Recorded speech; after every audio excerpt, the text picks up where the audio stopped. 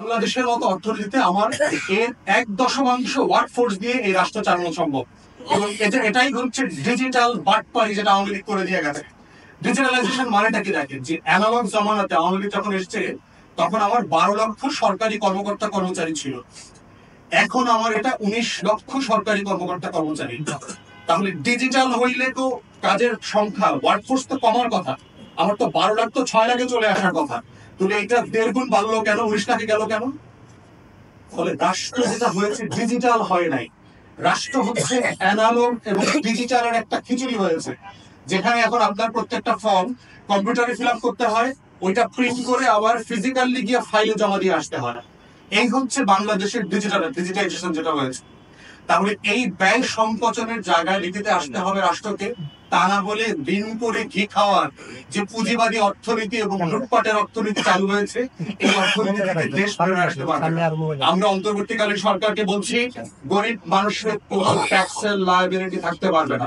অবিলম্বে এই যে 65টা সার্ভিসেসের উপরে এবং পণ্যের উপরে যে আপনারা শুল্ক বাড়িয়েছেন এবং আরোপ করেছেন, সেটা অবিলম্বে উঠাই দিতে হবে।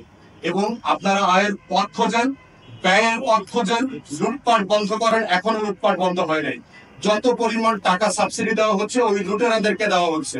স্টক এক্সচেঞ্জের কমিশন, চেয়ারম্যান, তারপরে হচ্ছে পুঁজিবাজারে যাদেরকে চেয়ারম্যান করা হয়েছে, সিচুয়েশন হ্যান্ডেল করতে পারছে না। তো একের পর আমরা দেখতে পাচ্ছি যে রং সিদ্ধান্ত, ভুল সিদ্ধান্ত।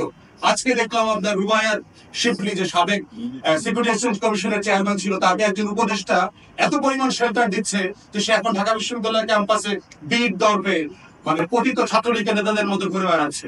সে অ্যারেস্ট হচ্ছেন, তার বিরুদ্ধে এতগুলো মানি লন্ডারিং এর মামলা হয়েছে, কিন্তু তাকে কেউ গ্রেফতার করছেন। তো এই বাস্তবতাগুলো থেকে আমরা চাই রাষ্ট্র গণ অভ্যুত্থানের স্পিরিটে ফিরে আসুক। সাম্য, মানবিক মর্যাদা এবং সামাজিক সুবিচারের ভিত্তিতে যে অর্থনীতি আমরা দরকার, গরিব মানুষের বেঁচে খেয়ে সম্মানের সাথে বাঁচার অর্থনীতি, সেই অর্থনীতি আমরা ফেরত চাই।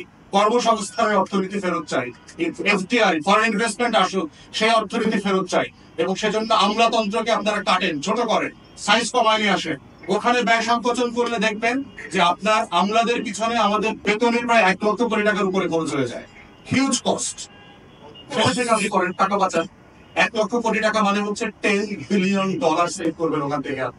আপনি IMF এ $1 বিলিয়ন জন্য জনগণের উপরে 65টা আইটেমে ভ্যাট বসাই দিলেন। আপনি সচ্ছল মানুষের উপরে না বার্ডেন দিলেন, আপনি গরিব মানুষের উপরে কেন বার্ডেন দিচ্ছেন? এই রাষ্ট্র তো আমরা 71-এও চাই নাই, 24-এও চাই নাই। তাই এবি পার্টির পক্ষ থেকে অবস্থান খুব পরিষ্কার। আমরা সাম্যের রাষ্ট্র চাই। পলিসিগুলোতে সাম্য, মানবিক মর্যাদা এবং ইনসাফ রিফ্লেক্টেড হবে, তেমন একটা রাষ্ট্র আকাঙ্ক্ষা করছি।